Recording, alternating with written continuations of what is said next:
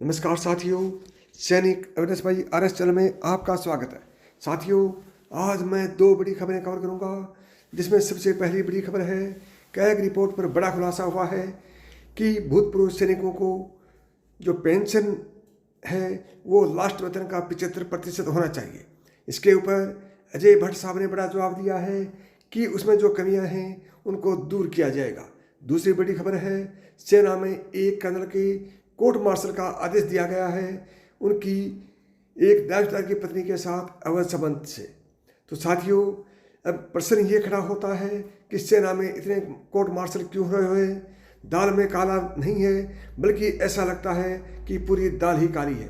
पहले जवानों का शोषण करते थे और अब जवानों की पत्नियों का भी शोषण करते हैं। तो साथियों, आज मेरा आपसे स्पेशल विनम्र निवेदन है कि इस वीडियो को घर घर पहुंचा दो ताकि सेना में शोषण बंद हो सके।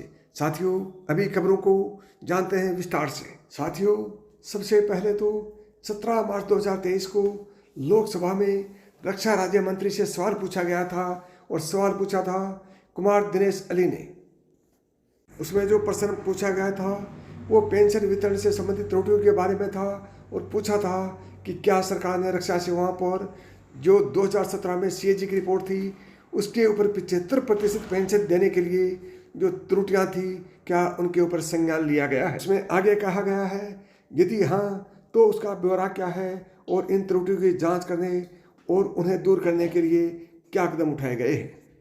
उसके बाद में सरकार की गारंटीकृत पेंशन योजना और पेंशन के बीच भुगतान को संतुलित करने के उपाय किए गए हैं।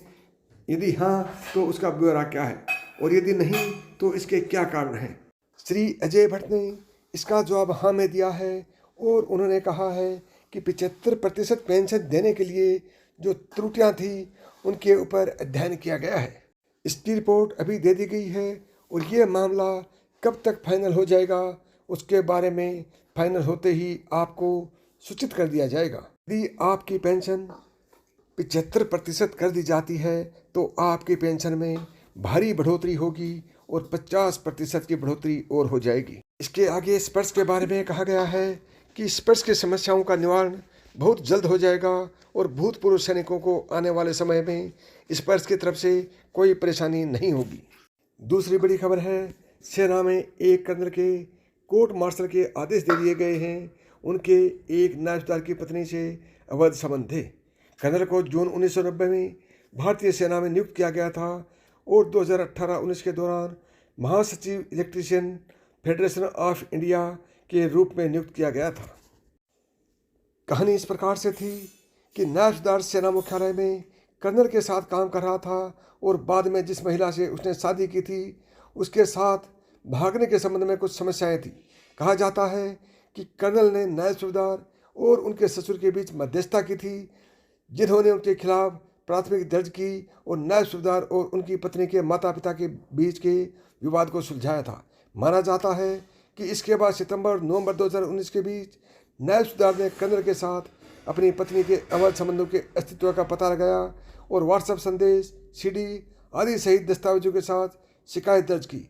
प्रधानमंत्री को शिकायतें की गई वॉइस ऑफ वेलफेयर एसोसिएशन, सेनाध्यक्ष और JC दिल्ली क्षेत्र को।